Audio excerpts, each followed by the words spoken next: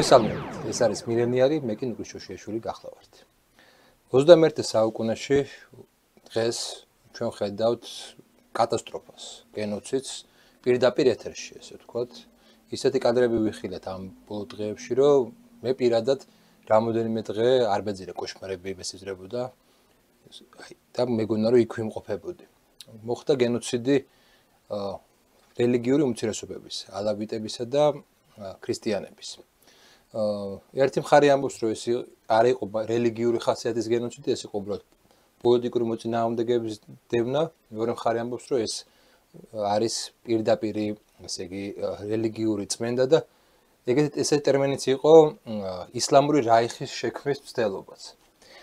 ჩვენი სტუმარია დავით კობერიძე, აღმოსავლეთმცოდნე, რომელმაც იცის რეგიონი, იცის სირია და სამდე ესე დავიწყებდეთ, აი უბრალოდ რომ წარმოდგენად გქონდეს რა ფუნდამენტური განსხვავებაა ალავიტებსა და სუნიტებს შორის. იმიტომ რომ ეხლა ჩვენ ისეთ საზოგადოებაში ვიმყოფებით, რომლებსაც მასიდაგვეც კარგად არ იციან რა განსხვავებაა. და აქედან დავიწყოთ მე რატომ მოხდა ეს ყველაფერი, რაც მოხდა. კი ბატონო. მივესალმები მსმენელს, მაყურებელს, პატივისცემით. რა განსხვავებაა სუნისმსა და ალავის შორის. ალავიტები არასოდეს არ ითვლებოდნენ მუსლიმებად. ეს არის ცალკე სექტა, რომელიც თავს არ თვლიდა, თვითონ არ თვლიდნენ თავს მუსლიმებად. როდიდან გახდა მათი გამუსლიმება აქტუალური და როდიდან გახდნენ ისინი მუსლიმები. ეს არის დღევანდელი დევნილი პრეზიდენტის ბაშარ ალ-ასადის მამის ჰაფეზ ალ-ასადის საპრეზიდენტოდ მომზადების წინაპირობა. სირიის კონსტიტუცია ითვალისწინებს სირიის პრეზიდენტად ყოფნას მხოლოდ მუსლიმის და მეტი არავისი. გამორიცხულია რომ სირიის პრეზიდენტი იყოს ქრისტიანი, სხვა კონფესიის მიმდევარი და ასე შემდეგ. და რადგანაც ალავიტები არ ითვლებოდნენ მუსლიმებად, განსაკუთრებით სუნიტების, ესე იგი სირიის მოსახლეობის უმრავლესობის მიერ, ბაშარ ალ-ასადის მამამ, ჰაფეზ ალ-ასადმა დიდი მცდელობის შემდეგ მოახერხა, რომ ერთ-ერთმა აიათოლამ, თუ არ ვცდები, ეს იყო აიათოლა, რომელიც მოღვაწეობდა ლიბანში, მან გამოსცა ესეთი განკარგულება, რომელსაც ისლამის ენაზე ფატვა ჰქვია, ფათვა, სადაც ალავიტები აღიარა შიიზმის ერთ-ერთ მიმდინარეობად. ამის შემდეგ იწყება მათი მუსლიმობა. და ამის შემდეგ იწყება ზუსტად ის ურთიერთობები, მჭიდრო და კარგი ურთიერთობები, რაც დამყარდა სირიის ხელმძღვანელობასა და ირანს შორის. ეს ურთიერთობები გრძელდებოდა ბაშარ ალ-ასადის გაქცევამდე. დღეს უკვე სხვა სიტუაცია, იქ არავინ იფიქროს, რომ ირანმა ხელი ჩაიქნია სირიაზე, ლიბანზე და მის საუკუნეების მანძილზე განვითარებულ ოცნებაზე, ხმელთაშუა ზღვაზე გასვლა და ასე შემდეგ. ირანს არაფერი არ დავიწყებია და ჩვენ საშუალოვადიან პერსპექტივაში თუ ახლოვადიანში არა ვიხილავთ ირანის აქტივობებს სირიის ტერიტორიაზე და არა მხოლოდ სირიის ტერიტორიაზე. მოკლედ, ეხლა აქ საქმე იმაში კი არ არის რა განსხვავება მათ, ძალიან დიდი განსხვავებებია, ფუნდამენტური განსხვავებებია მათ შორის, სუნიტებსა და ალავიტებს შორის.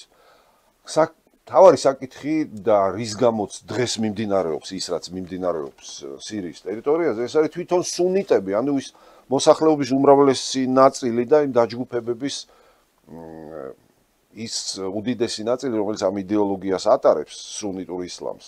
ისინი როგორ უყურებენ ალავიტებს, ქრისტიანებს, ებრაელებს, იეზიდებს და ასე შემდეგ და ასე შემდეგ. ისინი მათ არა მხოლოდ ალავიტებს, მინდა გითხრათ, რომ შიიტებსაც არ თვლიან მუსლიმებად. საერთოდ არ თვლიან და მიაჩნიათ, რომ შიიზმი და ირანი მათთვის გაცილებით დიდი პრობლემაა, ვიდრე ვთქვათ ისრაელიც კი. აი ამ დონეზეა მათი დაპირისპირება და უпростоრად მიუღებლობა ალავიტების მიმართ. ალავიტები ეს არის დახურული სექტა, ალავიტად იბადება ადამიანი, ალავიტი ვერ გახდება ვერავინ. მათი ლიტერატურა პრაქტიკულად შეუსწავლელია, იმიტომ რომ ისინი არ იძლევიან ამის საშუალებას, რომ ვინმე უცხომ შეისწავლოს, ხო კი არა, რიგითი ალავიტიც კი მოკლებულია შესაძლებლობას, რომ გაეცნოს მათ ლიტერატურას. ეს არის დაახლოებით აი ისეთი დონის ჩაკეტილი სექტა, როგორიც თქვა დრუზები არიან. აღმოსავლეთში ეს მიღებული პრაქტიკაა და ხდება აღმოსავლეთის მიტრაიზმის პერიოდიდან. კი ბატონო. ეგეთის ტექსტები კი ბატონო. ცნობილია რომ ქრისტიანობამ ძალიან დიდი გავლენა მოახდინა და რომელ კონფესიაზე არ მოახდინა გავლენა, ვთქვათ, ახლო აღმოსავლეთში. დიდი გავლენა მოახდინა ალავიტების აზროვნებაზე და ნუ საერთოდ იდეოლოგიაზეც, ხო? ზოგიერთი რიტუალი, ვთქვათ, პირდაპირ წაღებული. ძალიან თეოლოგიური დისპუტებში რო შევიდეთ. ძირითადი პოლიტიკური განსხვავება რა არის, აი ეს დაგვანახოთ. აი რატომ ხოცავს ერთი მეორეს? რა არის ამის ესეთი ფუნდამენტური მიზეზი? თუ მხოლოდ პოლიტიკას მიუბრუნდებით და ისლამი და პოლიტიკა მოხსენებოდ განუყოფელია, ხო შეუძლებელია მათი ერთმანეთისგან გაყოფა. სუნიტისთვის თავარი მისია, მორწმუნე სუნიტზე ალაპარაკი, ხო?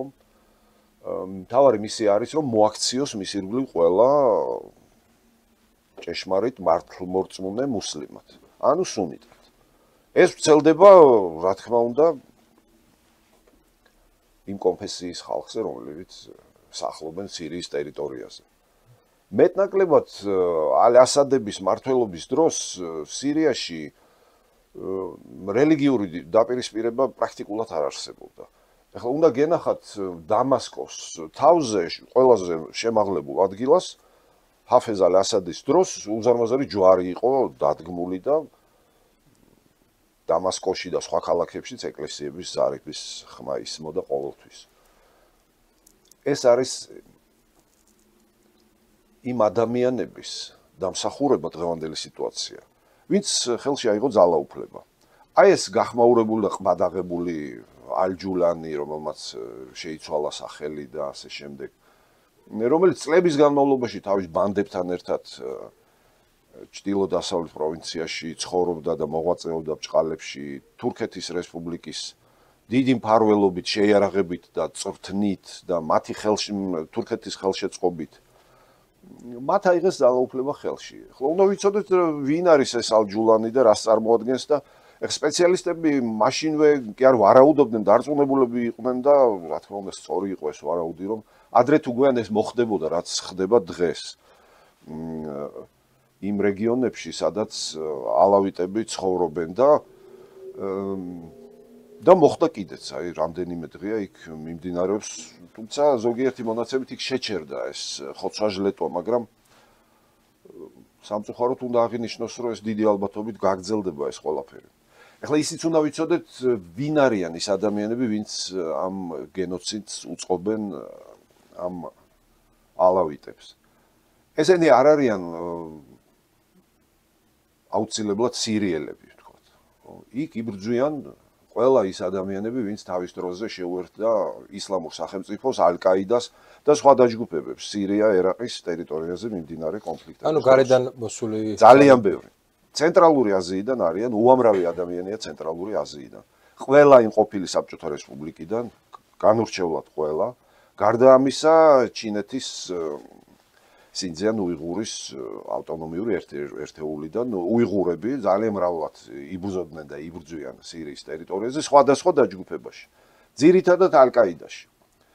ხო და ნუ ეს ჯულანი ტერორიზმში ყოფილი ტერორისტი და გამოსწორებული ტერორისტი ესტირამ არ არსებობს.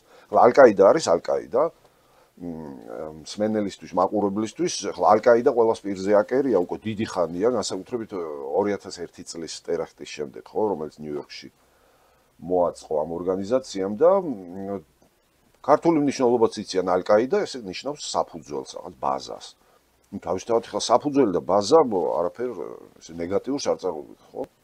მაგრამ არის რისი საფუძველი, რისი ბაზა? ალ-კაიდას სრული სახელწოდება არის არაბული, ეს არის ყაიდათულ ჯიჰად. ჯიჰადის საფუძველი. ჯიჰადის რატომ არ მოიხსენიებენ სრული სახელით ამას? იმიტომ რომ ახლა ჯიჰადი არის ისეთი ტერმინი, რომელიც ისლამურ ლიტერატურაში არის აბსოლუტურად ჩვეულებრივი და მათთვის მიღებული საქმიანობა და ქმედება.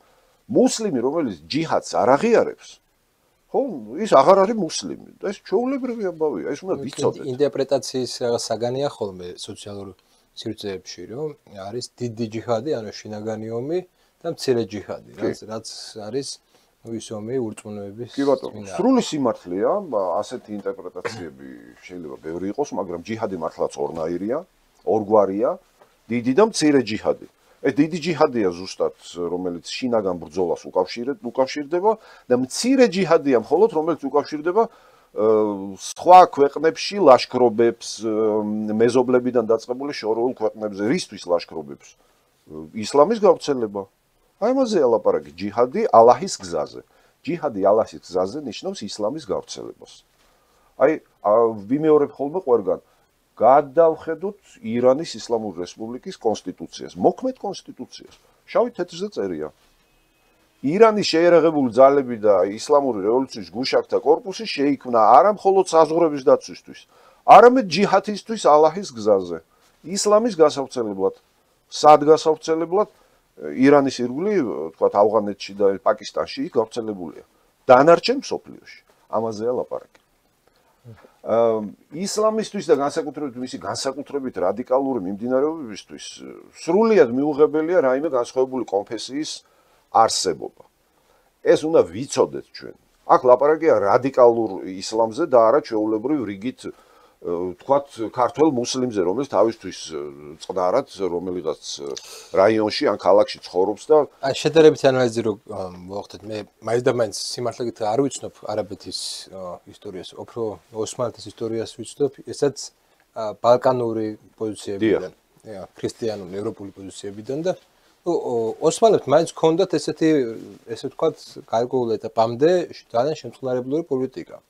თავის, იყო კი, რა თქმა უნდა, იქ შევიწროებები, მაგრამ ძირითადად თუ ქრისტიანი იყავი, მაინც ჰქონდა, ესე იგი, სფეროები, რომელსაც შენ შეგელო, რომ ესე იგი,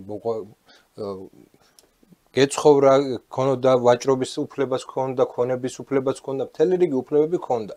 და საპატრიარქოები დატოვა. კონსტანტინოპოლის საპატრიარქო დატოვა, ინახავდა გარკვეულწილად და ცდილობდა, რომ ეს სახელმწიფო პოლიტიკის ნაწილად ექცია. აქ ჩვენ ხედავთ სირიაში, რომ ეს პრობლემა უცბად მოგვარებული იყო რაღაც ეტაპამდე და უცბად იფეთქა. აი ეს აფეთქების სიმძაფრე, ეს იქიდან ხომ არ არის გამოწვეული, მაგაც ვფიქრობ, რომ ქრისტიანები, ალავიტები ასაც უჭერდნენ მხარს და ეხლა არის უბრალოდ შურისძიება და რელიგიური რაღაცა იმით იფარება ეს ყველაფერი. ასადების ოჯახი თვითონ წარმოადგენს ალავიტების მიმდინარეობას, ხო? და ამიტომ მას ძალიანაც უჭერდნენ მხარს ალავიტები. თუმცა ალავიტებს შორისაც ყავდა მას გარკვეული ოპოზიცია. მაგრამ არა ისეთი ძლიერი, როგორიც თქო, საჭირო იყო და ასე შემდეგ.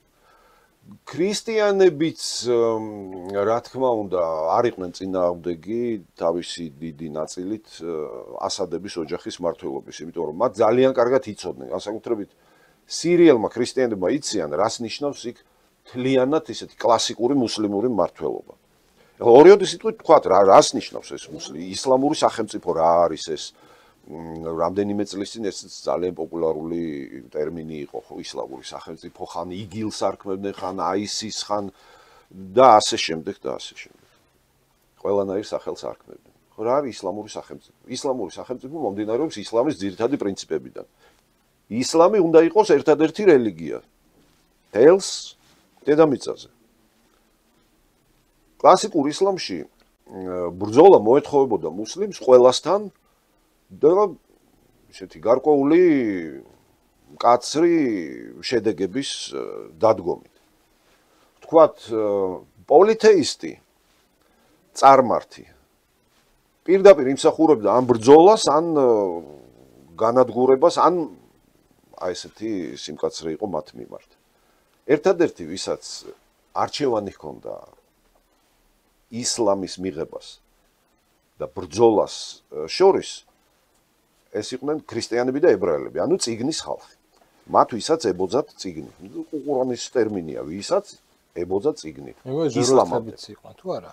ამაში არ შეიძლება. ზოროასტრებისაც ზოგიერთები მიაკუთვნებენ, იმიტომ რომ მათაც გააჩნდათ წიგნი, მაგრამ როგორც წესი ზოროასტრებს გაცილებით მეტი სიმკაცრით ეყრობოდნენ. აი ძირითადად ეს მაინც ქრისტიანებზე და იუდეველებზე ვრცელდებოდა ეს წიგნის ხალხის ეს ტერმინი. აი პირველი არაბები რომ გამოჩნდნენ საქართველოში, აი ისლამის ჩასახვისთანავე მაშინვე გამოჩნდა აქ ქართლში შემოვიდა აბები იბნ მასლამა და ცნობილია მისი დაცვის სიგელი, რომელიც გადაეცა ქართლის მმართველს. ყურადღებით წასაკითხე იქ რა წერია იქ და რა სითვალისწინებდა ეს.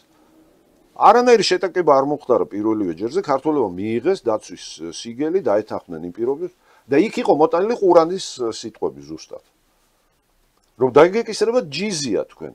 იმის სანაცვლოდ რომ თქვენ არ მოგიწევთ ბრძოლა ჩვენთან, ნუ არ მიიღებთ ისლამს, მაგრამ აი ეს მესამე ალტერნატივა, რაც გათვალისწინებული იყო წიგნის ხალხისთვის. თქვენ დარჩებით თქვენს რწმენაში, თქვენს რელიგიაში, დარჩებით ქრისტიანებად, მაგრამ გადაიხდით ჯიზიას და იქნებით დამცირებულები. ეს ყურანის ტერმინია. ვისაც ძალიან აინტერესებს, გადაშლის ყურანს, მე-9 სურას, 29 აიას წაიკითხავს და დამცირებულები ეს ტერმინი არის იქიდან. ეს ტერმინი მოყვება პირველი ლაშქრობებიდან დღემდე.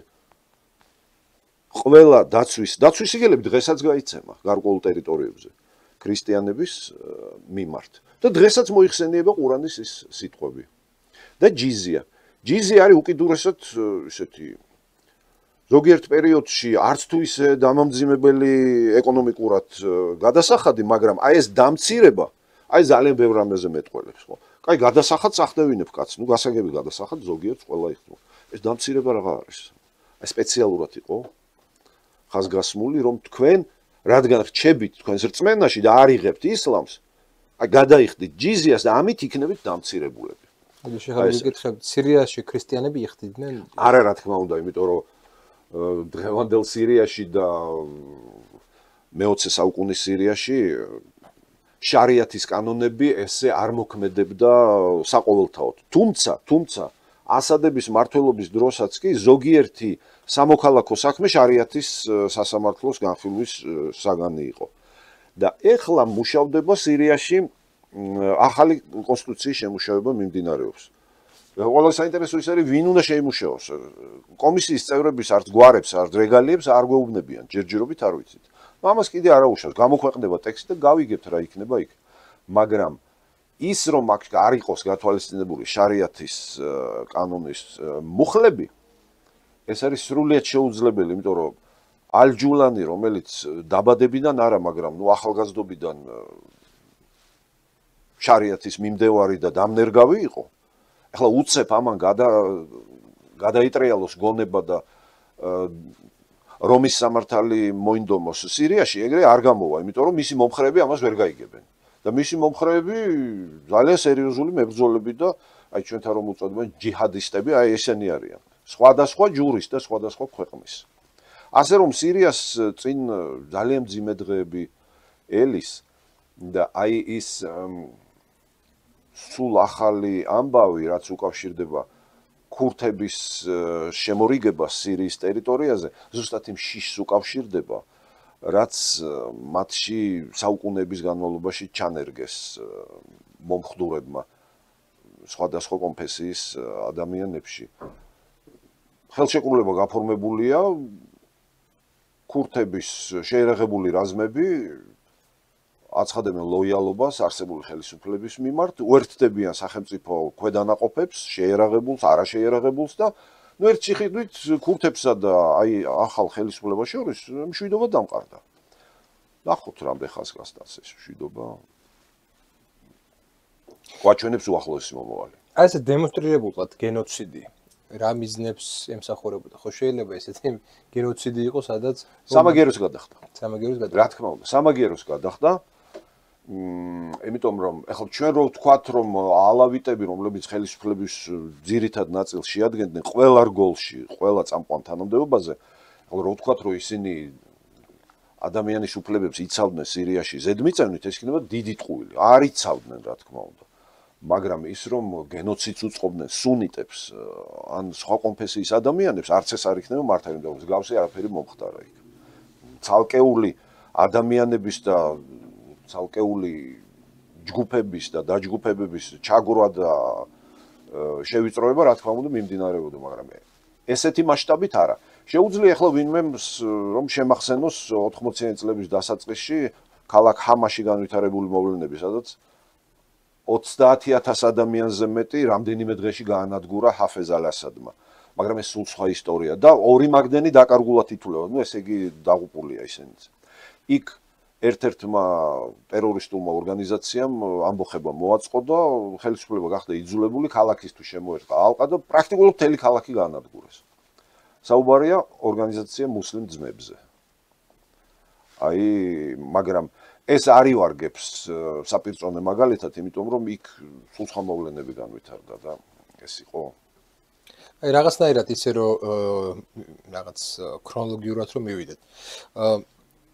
ზოგადად მე რაც წამიკითხავს ზუსტად სტატიების სახით ვეცნობოდი ამ ამბებს. როდესაც დეკოლონიზაცია მოხდა არაბული სამყაროს. იქ საკმაოდ ძლიერი იყო სეკულარული ძალები. და ეს რადიკალური ისლამური ჯგუფები ძირითადად ტოვებდნენ და მიდიოდნენ დასავლეთში. დასავლეთში შექმნათ მათ საკუთარი ფინანსური ორგანიზაციები, დასავლეთში მოახერხეს მათ ორგანიზებას, იდეოლოგიის ჩამოყალიბება, დასავლეთიდან ახორციელებდნენ ისინი პროპაგანდას. ესე იგი, ნუ ხო ლოგიკურია რომ დასავლეთი ამ პროცესებს ესე იგი მხარს უჭერდა, ხო? ახალისებდა. და დღესაც ვხედავთ სწორედ ევროკავშირის რაღაც ქმედებებს, როდესაც ნუ პრინციპში სანქციებს უხსნის ამ ახალ ხელისუფლებას და არის ეჭვი რომ ნუ თანამშრომლობენ ესენი ახალ ხელისუფლებასთან და ლოგიკა ესეთია რომ ნუ ანტი-ირანული იქნება ეს ახალი ხელისუფლება და ბუნებრივი ანტირუსულიც. მაგრამ მეორე მხრივ ჩვენ ხედავთ რომ ჩრდილოეთ ტერიტორიები დაკავებული აქვს სირიის ჩრდილოეთ ტერიტორიები დაკავებული აქვს თურქეთს. ჩვენ ხედავთ რომ ისრაელის გარკვეულწილად გააქტიურებულია სირიაში. და ძალიან გააქტიურებული. და ხედავთ მოკლედ ისეთ სურათს ხედავთ რომ თითქოს საქმე გვაქვს კარგად ორგანიზებულ და შეთანხმებულ სახელმწიფო ჩამოშლასთან ესე ვთქვათ. სადაც ძალიან ბევრი აქტორის ინტერესი ან დაემთხვა, ან თავიდანვე საერთო ინტერესი იყო. რაღაცნაირად რომ აღვიქწეროთ ეს პროცესი როგორ ხდებოდა და ვის რა ინტერესი ჰქონდა ამ რეგიონში. მოგეხსენებათ რომ ზოგადად სამყაროში ყველაფერი ერთმანეთს უკავშირდება და ურთიერთკავშირშია ძალიან მჭიდრო. ნუ ახლა ეს შეიძლება გავამრავლოთ 2-ზე ან 10-ზე და იგივე შეიძლება ითქვას ახლო აღმოსავლეთში. ყველაფერი კავშირშია ერთმანეთთან. ზოგადად ტერორისტული ორგანიზაციების შექმნა გარეძალების მიერ მხარდაჭერა მათი შეიარაღება და მათი წახალისება ძალიან ცუდად მთავრდება ხოლმე იმათთვის ვინც ამას აკეთებს. ამერიკის შეერთებული შტატების მაგალითი არის კლასიკური მაგალითი ამისი განუზომელი მხარდაჭერა ალ-კაიდასი რომელიც ებრძოდა საბჭოთა კავშირს ავღანეთის ტერიტორიაზე ყველანაირი მხარდაჭერა იქ შეიარაღებით, ფინანსებით, ლოჯისტიკით, ყველაფრით და 2001 წლის ტერაქტი ნიუ-იორკში, ხო?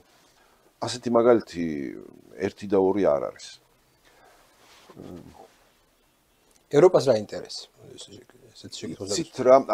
ნახეთ, როდესაც ალ-ჯულანი მოვიდა ხელისუფლებაში, რამდენიმე დღე იყო გასული და ევროპის წამყვანი ქვეყნების ძალიან მაღალი თანამდებობის პირები, საგარეო საქმეთა მინისტრები ჩავიდნენ ალ-ჯულანისთან.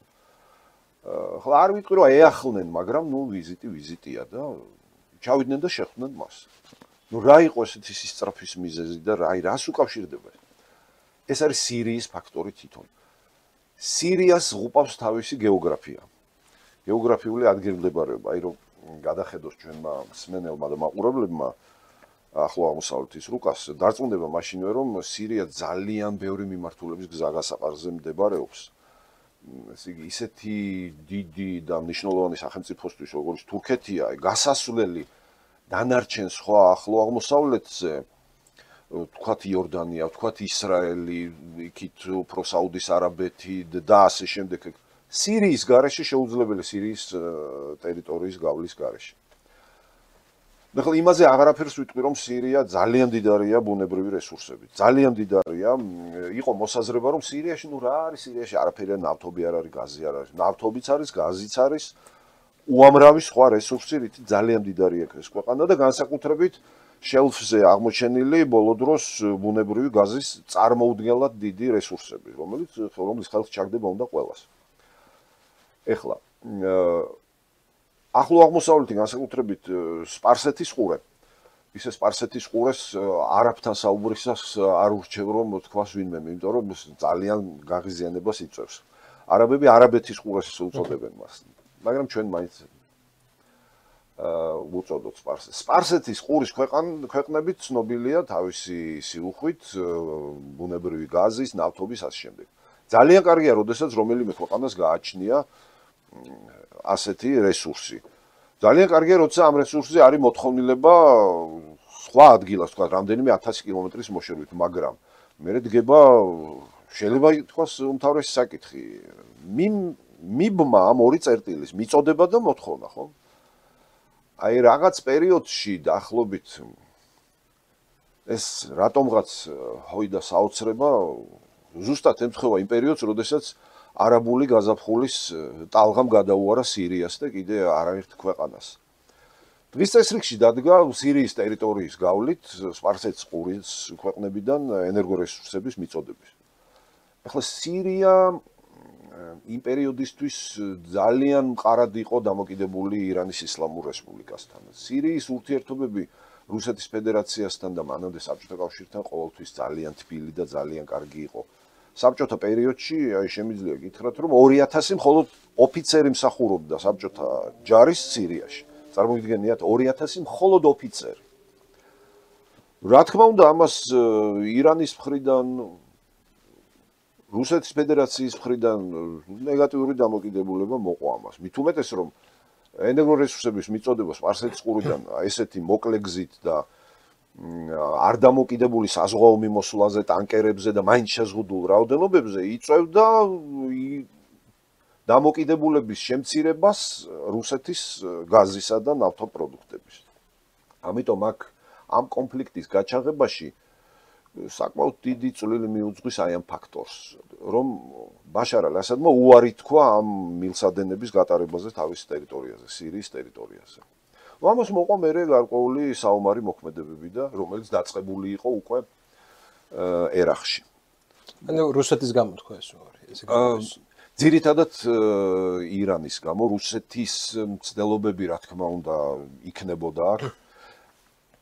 ხომ გესმით, ახლა ჩვენ საუბრობთ არადოკუმენტების სახით, არც ერთ ჩვენთაგანი არ ესწრებოდა და იმ მოლაპარაკებებს, სადაც ბაშარ ალ-ასადს დაურეკეს მოსკოვიდან და უთხრეს, რომ იცი რა, ვერ გაივლის მანდ ვერანაირი მილსადენი.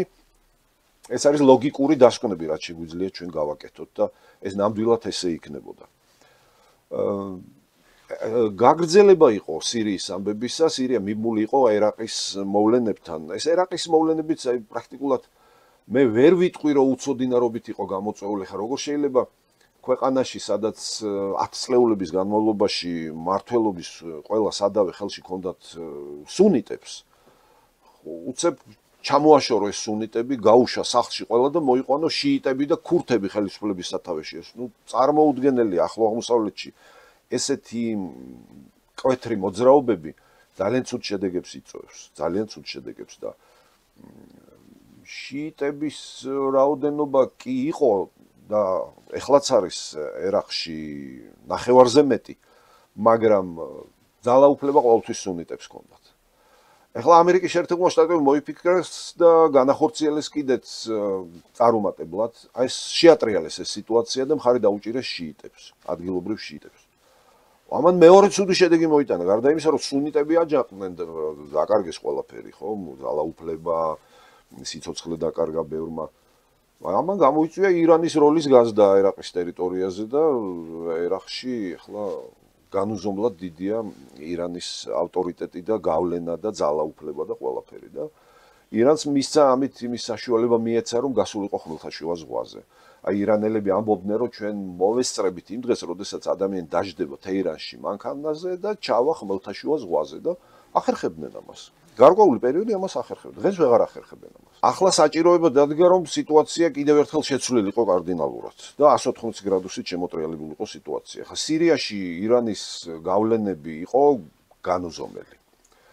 პრაქტიკულად სირიის მოქმედ სამთავრობო ჯარებს აკონტროლებდნენ ირანელები, დანახარჯები კოლოსალური, მილიარდებზე იყო ლაპარაკი. არაერთი და 2 და 5 ირანელი გენერალი იქნა მოკლული სირიის ტერიტორიაზე შეტაკებების დროს და პრაქტიკულად ირანი თავისი ეგრეთ წოდებული პროქსი ძალებით იცავდა სირიას. ნუ, როდესაც მიხდნენ, რომ ბოლომდე არ გამოდიოდა ამის კეთება, მიიწვიეს რუსეთი და 2015 წლიდან უკვე რუსეთი იყო აქტიურად ჩართული ამ საქმიანობაში, სირიის ხელისუფლების გადარჩენაში. მაგრამ ეხლა მოხდა, აი როგორც მოგახსენეთ ზუსტად 180 გრადუსით შეტრიალება და შიიტების როლი გაქრობის ცდელობა და სუნიტების მობრუნება. ესენი სუნიტები არიან ყველანი, ეს ალჯულანი და მისი ბანდის წევრები ყველა სუნიტები არიან. იქ არც ერთი შიიტი არ ყავთ მაგათ. თავიანთ რაზმებში. და ხარდამჭერი ვინ არის? მთავარი ხარდამჭერი არის სუნიტური თურქეთი. ხო? თურქეთს თავისი გეგმა. ყველა დიდ რეგიონალურ მოთამაშეს თავისი გეგმა აქვს სირიასთან მიმართებაში, თავისი ინტერესი აქვს. ყველას აბსოლუტურად.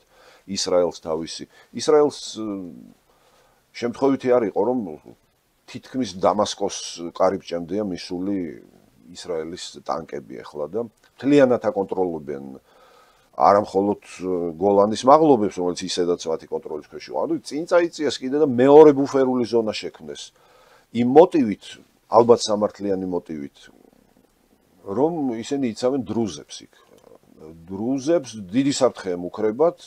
დრუზებმა აი სულ ახალი ამბავია გამოაცხადეს საკუთარი არმიის შექმნის შესახებ და სთხოვეს ამ საქმეში დახმარება ისრაელს. ისრაელი დიდი სიამოვნებით თანხმდება ამაზე, რა თქმა უნდა. ეს კი არა და ალავიტებით სთხოვენ დახმარებას ისრაელს და ისრაელი მათ უარს არ ეტყვის, მინდა გითხრათ არავითარ შემთხვევაში. იმიტომ რომ ჯერ ერთი ალავიტებს ძალიან დიდი საფრთხის წინაშე დგანან ისინი. თან ისრაელის გავლენის სფერო თუ გავრცელდება სირიის ტერიტორიაზე, რაც შეიძლება სიღრმეში, ისინი ამაზე უარს არ იტყვიან. მიუხედავად იმისა, რომ აქ ისინი თურქეთის ინტერესებს ეტაკებიან. მაგრამ ებრაელები და თურქები მოილაპარაკებენ. ირანის ფაქტორი თქვით, რომ მობრუნდებიანო. თუ ეხლა დაეცა და ჩვენ ხედავთ, რომ თვითონ ირანში უკმაყოფილება არის, საკმაოდ დიდი თანხები ჩაედო იმისთვის, რომ ეს ირანის გავლენები სირიაში ყოფილიყო საკმაოდ დიდი, ხო? საკმაოდ დიდი თანხები იყო მას ჩადებული და ეხლა ის რომ სოციალური პრობლემა არის და ერთ-ერთი ყველაზე მდიდარი ნავთობით და გაზით სახელმწიფოში ბევრ სოფელში არ არის გაზი და ბევრ დასახლებულ პუნქტში არ არის გაზი, ესეთი მდგომარეობა ირანში. და ეს იწვევს შიდა რაღაც პრობლემებს. აი როგორ უნდა დაბრუნდეს და რამს ხედავთ ამისთვის, რომ ირანი კვლავ შემოვიდეს და დაბრუნდეს იქ, სადაც ფიასკო განიცადა. სავალდებულო არ არის, რომ ისინი რეალურად დაბრუნდნენ. მთავარია ის ქმედებები, რაც ისინი განახორციელებენ. ირანის ხელისუფლებისთვის, მოლების ხელისუფლებისთვის, როგორც მათ უწოდებენ არაბები და აღმოსავლეთში, ის ომი, რომელიც ბევრი წლის განმავლობაში მიმდინარეობდა სირიის ტერიტორიაზე და ერაყის ტერიტორიაზე, ძალიან დიდწილად ირანიდან ფინანსდებოდა და ეხლა უცებ ირანის მოსახლეობისთვის იმის ახსნა, რომ ეს ამხელა თანხები, ამხელა მსხვერპლი ტყუილად იქნა გაღებული, სრულიად წარმოუდგენელია. ვუბრუნდები იმ აზრს, რომ არ არის სავალდებულო, რომ მათ იგივე წარმატებას მიაღწიონ სირიაში, ვთქვათ. მთავარია ისინი რას მოიმოქმედებენ და რას გააკეთებენ სიტუაციის დესტაბილიზაციისთვის. და ისინი რომ არ გაჩერდებიან ფაქტია, იმიტომ რომ რეალურად ძალიან დიდი ძალისხმევა იქნა მიმართული გასული 10 წლეულების განმავლობაში, იგივე ლიბანის ჰიზბალაჰის მიმართ კოლოსალური სამხედრო და ფინანსური დახმარება იქნა გაწეული. დახმარება რა მათივე შექმნილია და მათივე ორგანიზაცია იყო. ერთი შეკითხვა მაქვს. აი ირანის ისტორიასაც რო გადავხედოთ, ყოველთვის ირანი იყო დასავლეთის მოკავშირე. იმიტომ რომ ჯერ ერთ-ერთი შიიტური სახელმწიფო არის რეგიონში, ტრულ გარემოცვაში არის და მეორე რომ ეს ყოველთვის იყო დამაბალანსებელი, თავის დროზე ოსმალეთის იმპერიის და ახლა უკვე ესე იგი სუნიტური სამყაროს. ეხლა გამოდის რომ პრობლემა აქვს დასავლურ სამყაროსთანაც, პრობლემა აქვს მეზობლებთანაც. რუსეთთან ეს ურთიერთობა, ეს არ არის კლასიკური გაგებით სამხედრო ალიანსი, ეს არ არის. რა თქმა უნდა. ეს არის უბრალოდ რაღაც თავდაუსხმელობის პაქტი უფრო არის, ვიდრე რაღაც ალიანსი, ხო? ჩინეთიც მაინც ახლოს არ არის და ჯერ შორს არის, რომ ჩინეთს დაეყრდნო. და აქ ლოგიკური ხო იქნებოდა, რომ რაღაცნაირად პროდასავლური პოლიტიკა აერჩია. რაღაცნაირად გადაეთამაშებინა. მინდა გითხრათ, რომ უფრო მეტად პროდასავლური პოლიტიკა, რომელსაც ატარებდა და ახორციელებდა ირანის შაჰი, წარმოუდგენელი იყო და შეუძლებელი იყო. და ამას აღიარებდა მთელი სამყარო, რომ ეს არის დასავლური სამყაროს რეალური და ღირსეული დასაყრდენი ახლო აღმოსავლეთში, ირანი. მაგრამ მე რატომღაც გასაგებია ახლა იქ ირანში ახლა ჩვენ ვიცოდეთ რა რეგიონზე და რა სამყაროზეა ლაპარაკი, სადაც დემოკრატიული ღირებულებები ცოტა სხვაგვარად არის ჩანერგილი, გაზიარებული და განხორციელებული, ხო? არ შეიძლება ვთქვათ ავღანელ ხელისუფალს მოსთხოვო იგივე პირობების დაცვა დემოკრატიის კუთხით, როგორც ვთქვათ ნორვეგიის ხელისუფლებას, თუნდაც ბულგარეთის ხელისუფლებას, ხო? სხვა სამყაროა, სხვა ცივილიზაცია, აქ ის მეთოდები არ მუშაობს, სხვა ტრადიციებია, სხვა რელიგია, ბოლოს და ბოლოს. რატომ ბოლოს და ბოლოს თავი და თავი. რაღაც პერიოდში ირანში შაჰების მოღვაწეობა ძალიან აითვალწუნეს დასავლეთის წამყვან ქვეყნებში. სად აითვალწუნეს? ამერიკის შეერთებულ შტატებში, დიდ ბრიტანეთში და საფრანგეთში. ხო, ჯიმი კარტერს ძალიან არ უყვარდა მოჰამედ რეზა ფეხლევი. გასაგებია, ახლა შეიძლება ვიღაცას ვიღაცა არ უყვარდეს, მაგრამ ამის გულისთვის შეიძლება ეს აიათოლები მოიყვანო ხელისუფლებაში, შენ მაქმედებამ ნეფსით უნებლიეთ. ასევე დიდ ბრიტანეთში გქონდა პრობლემები უკვე ბოლო პერიოდში ირანის შაჰს. ანუ თქვენ ახლა აბრალებთ, მოდი ესე ვთქვათ, დასავლეთის პოლიტიკის ჩავარდნას. რა თქმა უნდა. რა თქმა უნდა. აი ეხლაც ბოდიში, აი ეხლაც აი ეს პოლიტიკა რაც აქვს ევროკავშირს. ერთი მხრივ ჩვენ სანქციებს, ჩვენ პოლიტიკოსებს სანქციებს უწევთ. მეორე მხრივ ესე ძალებს პირიქით სანქციებს ხსნიან და პრინციპში ხელს უწყობენ. ეხლაც ესეთი ჩავარდნები თქვენაც გამოიწვევს რაღაცნაირად რადიკალურ ისლამურ მოძრაობების გაძლიერებას. კი, რა თქმა უნდა, უკვე გამოიწვია აი იმ ვაკუუმმა, რომელიც შეიქმნა სირიის ტერიტორიაზე, ძალიან დიდი თავისტკივილი გააჩინა ისლამური სახელმწიფოს სახით, რომელიც გამქრალიც არ იყო, არც განადგურებული არ იყო ბოლომდე, უბრალოდ მიმალულები იყვნენ და თავის საქმეს აკეთებდნენ. მათ წამოყვეს თავი და ეს დიდი თავისტკივილი გახდება უახლოეს მომავალში. აი ის ისლამური სახელმწიფო, რომელიც ერახში შეიქმნა და მეორე გავრცელდა სირიაში და ბევრგან და კავკასიაშიც რო აქვთ თავისი ფილიალი. იმაზე მოგახსენებთ. ხო და რაც შეეხება ორიოდი სიტყვით დავამთავროთ ირანის თემა თქვენის ნებართვით. ხო ვერ გავიხსენებთ რომელი ავიაკომპანიის თვითმფრინავით ჩაფრინდა აიათოლა ხომეინი თეირანში და საიდან ჩაფრინდა და ეს ხელკავ გადებული ჩაიყვანეს თვითმფრინავის ტრაპზე თეირანის აეროპორტში. გადასახლებული იყო ეს კაცი, გაქცეული იყო და იმალებოდა პარიზის მახლობლად იყო თავისთვის წიგნებს კითხულობდა და იყო წყნარად. უცებ დასვეს თვითმფრინავს და ჩაიყვანეს თეირანში არეულობის ყველაზე პიკი როდესაც იყო და ნუ ეხლა ხალხს მეტი რა უნდა.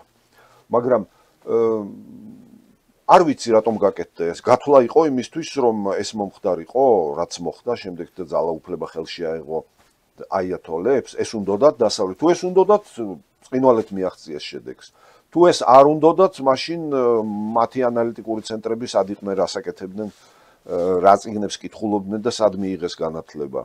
ესეთი ამბავი. ეს ამბები დღესაც გრძელდება.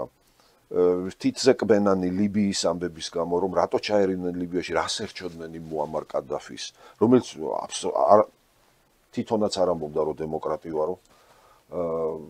რას ერჩოდნენ იმ ხოსნი მუბარაკს ეგვიპტეში, რომელიც ჩამოაგდეს და ჩაანაცვლეს მუსლიმი ძმების ტერორისტული ორგანიზაციით და მე თბილისის ქუჩები გაივსო ქრისტიანი კოპტებით და გამორეკეს იქიდან და ეკლესიების წვა დაიწყეს იქ და მე ისე ვიძულებული გახდა დასავლეთ სამყარო რომ სამხედრო გადატრიალებაში აქტიური მონაწილეობა მიიღოთ და ეს აბდელ ფათაჰ ას-სისი რომელიც დღევანდელი პრეზიდენტია მოეყვანათ ხელისუფლების სათავეში კიდევ კარგი თორემ ახლა წარმოგიდგენიათ ის ხელისუფლება რო დარჩენილიყო 2013 წლის მერე ეგვიპტეში რა იქნებოდა გაცლიდნენ ქვეყანას ქრისტიანებისგან და ეგვიპტე ყოველთვის მუსლიმური სამყაროს ნაწილი კი არ იყო ეგვიპტეში რა უნდათ არაბებს საერთოდ ეგვიპტე იყო ქრისტიანული სახელმწიფო ჩვეულებრივი იგივე როგორც სირია რატომ უნდა ერქვას სირიის არაბთა რესპუბლიკა რატომ უნდა ერქვას არაფრით არ უნდა ერქვას ისე მე როგორც ვიცი არაბულ სამყაროში ბერძნებს ეძახიან რატომ ვახს სირიელებს მინდა გითხრათ რომ არაბულ სამყაროში საერთოდ სირიელებს გამორჩეული პატივისცემით ეპყრობიან მესმის კარგად იმიტომ რომ მეტად ცივილიზებული ხალხია გამორჩეული განსხვავებული მენტალიტეტის ხალხია და ამიტომ სირია ძალიან დაფასებული ქვეყანა იყო თუმცა ძალიან ბევრმა ქვეყანამ ხელი შეუწყო იმ მდგომარეობას რაც დღეს იქნება იქ სპარსეთის ყურის ქვეყნებზეა ლაპარაკი თავიდან საუდის არაბეთმა მერე შეწყვიტა კატარს დღემდე არ შეუწყვეტია ეს ამბები და ჩარევები უხეში და არასწორი ჩარევები სირიის საქმეებში და ესეთი ამბებია იქ სამწუხარო. გასვლა ის იმაზე ხომ არ არის რომ თურქეთი ამ ძალებს გააკონტროლებს. და თურქეთით მერე დასავლეთი საკუთარ პოლიტიკას გაატარებს. თუ ეს გათვლა აქვს ძალიან არასწორი გათვლა, იმიტომ რომ შეუძლებელია ამ ძალების გაკონტროლება. ტერორისტი ადრე თუ გვიან რადიკალი ადამიანი გრძნობს რომ მას ვიღაცა აკონტროლებს და ეს ძალიან დიდი დისკომფორტია მისთვის. ყოველთვის ასე იყო.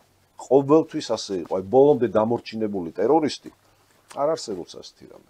ის გამოდის მერე კონტროლის ზონიდან და იწყებს დამოუკიდებელ მოქმედებას და ეს დამოუკიდებელი მოქმედება ძალიან ხშირად იმ ტერიტორიაზე ხორციელდება, საიდანაც მხარს უჭერენ მათ.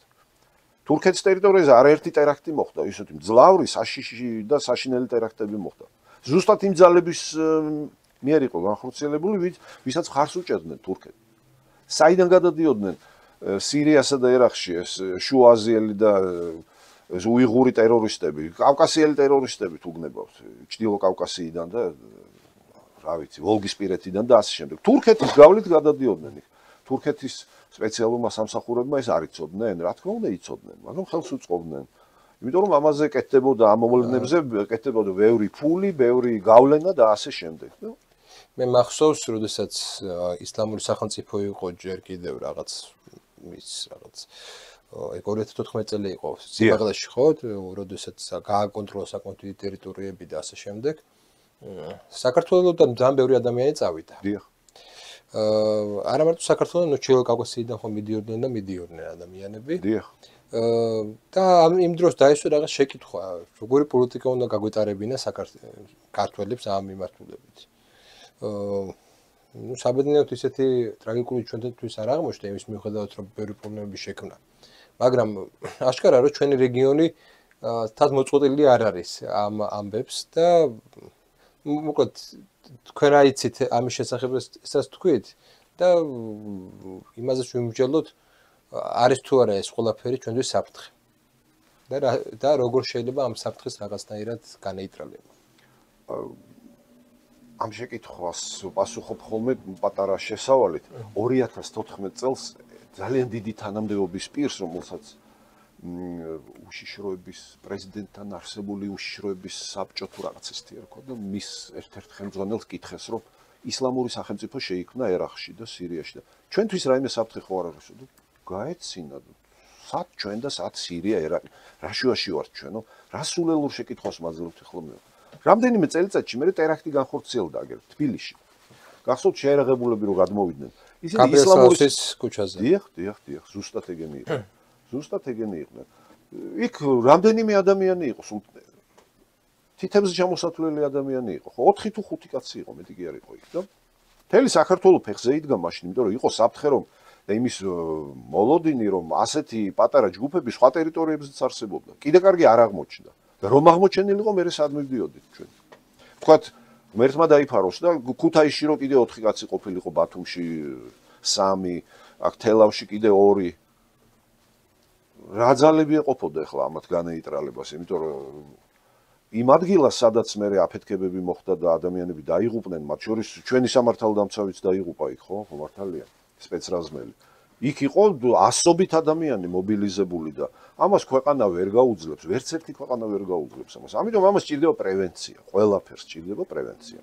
ტერორიზმთან ბრძოლა, როდესაც ტერორისტს უკვე იარაღი უკავია ხელში, უკვე დაგვიანებულია ის.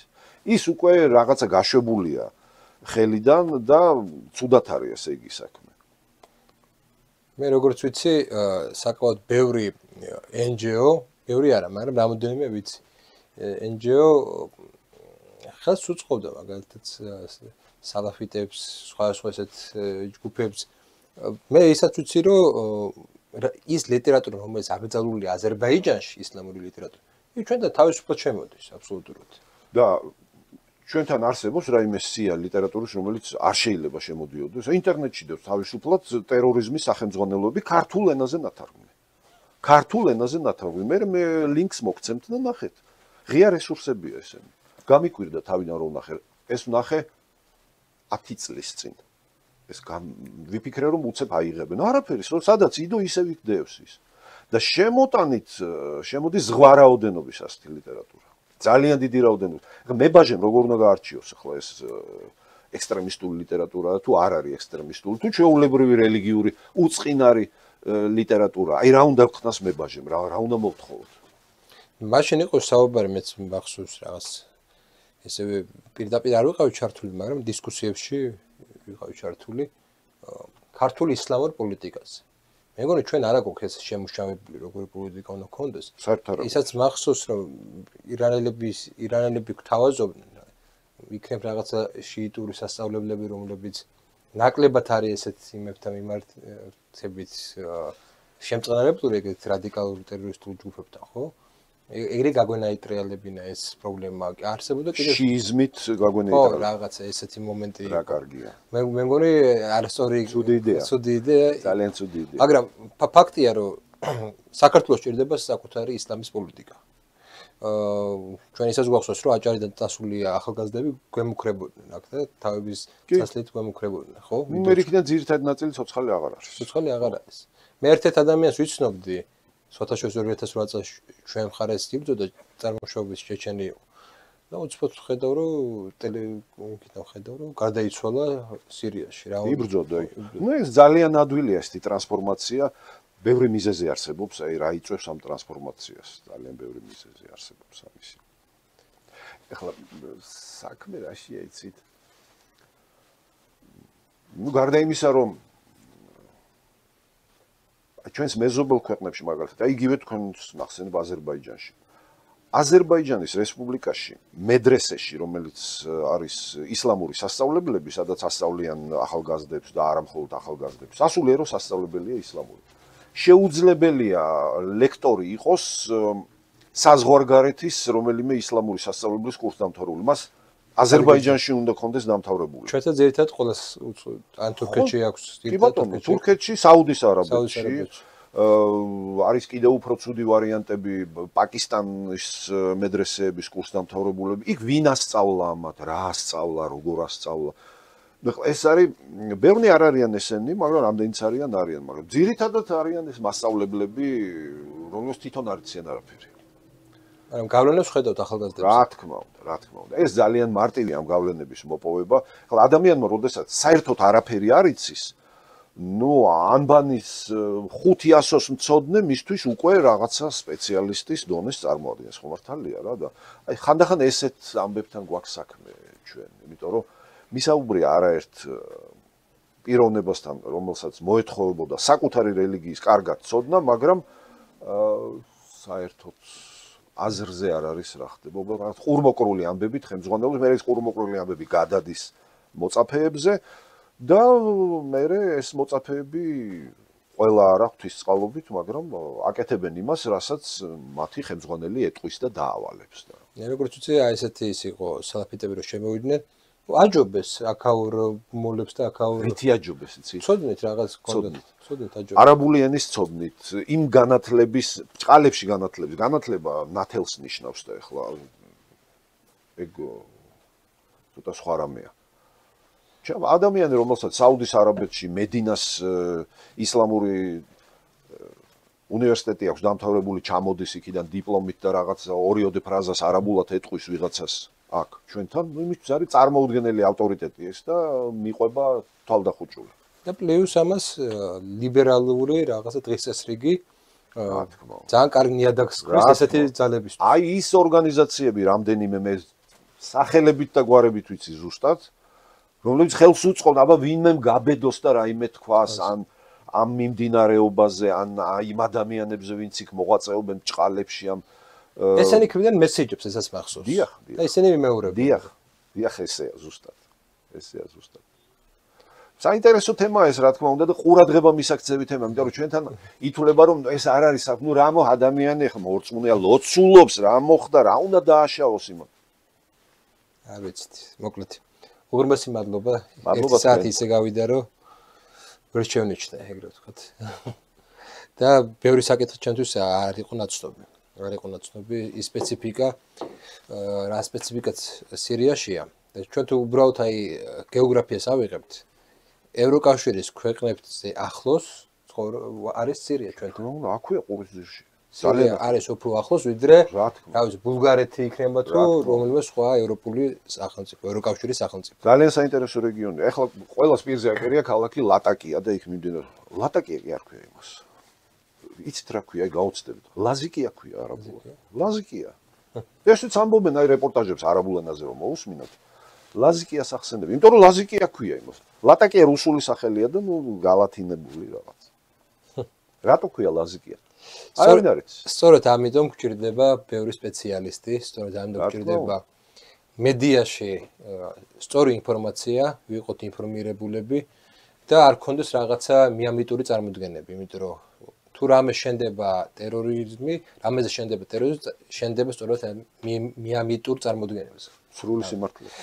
ამიტომ ცოდნა და მხოლოდ ცოდნა არის ჩვენი ძალა და ამისთვის საჭიროა თქვენაირი ადამიანების და არა მარტო თქვენი სპეციალობის, არამედ ზოგადად მთელ რიგ სფეროში თავის სპეციალისტების, რაც შეიძლება მეტად წინ წამოწევა მედია სივრცეში და საზოგადოებრივ აზრის ჩამოყალიბებაში.